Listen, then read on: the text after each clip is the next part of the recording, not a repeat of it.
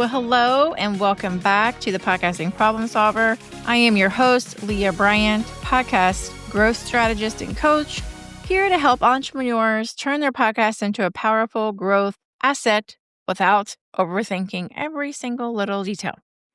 This is your Thursday Quick Win, a short tactical tip to help you build a podcast that works for your business, not just in your business. Before we dive into today's episode, I want you to hear directly from one of my clients. This is Brittany Herzberg. She's an incredible SEO strategist, and she's sharing what it's like to partner with me on her show. And I think you'll love what she has to say. Hi, this is Brittany Herzberg, your favorite SEO strategist and host of the Basic Beat podcast. I work with Leah, and I cannot even begin to tell you what a relief it is to know that once I record my episodes, Leah's got the rest taken care of. But the amazing audio quality and improved flow of conversations isn't even the best part. Leah is full of the latest and greatest strategic ideas that help me grow my podcast and reach even more listeners. Case in point, Leah suggested I make one tiny tweak to my show title, and you know what? My downloads increased by 45% in 3 weeks. I always think of it as our podcast, not just my podcast. If that's the kind of collaboration you're looking for, what are you waiting on? This is your sign. I just love that story from Brittany. And she's right. Podcasting doesn't have to feel like a solo project. With the right strategy and support, your show can do so much more than just exist. It can grow, connect, and convert. All right, today's tip: when to update your podcast intro and what to say. Because if you've been using the same intro since episode 1, it might be time for a tune-up. Your podcast intro sets the tone. It's the first thing your listener hears every time they press play, and it's so often overlooked. So here's your reminder: if your business, brand, or audience has evolved, your intro should evolve with it. And side note, this goes with your podcast as a whole too, okay? So here's 3 signs it's time for an update. Number 1, your messaging has shifted.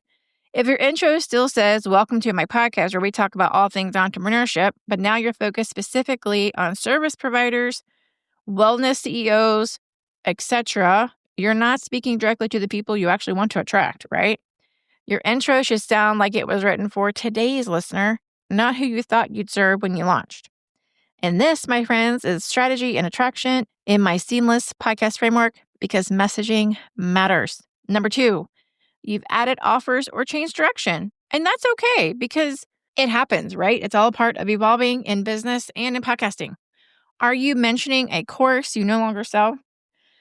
Maybe you're still calling your business ABC when you've rebranded to XYZ. If your intro is stuck in the past, new listeners will be confused before you even get to the content. So we want to keep your intro high level so we don't have to update it every time your offer shifts. Instead of naming something specific, you could say, "Helping entrepreneurs launch and grow podcasts that build their brand and bring in clients." Broad enough to evolve, clear enough to attract. All right, number 3, it's just too long. Listen. If your intro is 90 seconds of background music and then a minute of you reading your entire resume, you know what's going to happen? Listeners are going to tune out. You've literally got 10 seconds to hook somebody.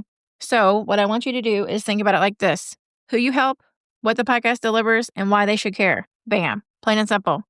Keep it clear, keep it tight, keep it relevant. Your intro is prime real estate. Make sure it reflects your current strategy, not last year's, okay? All right.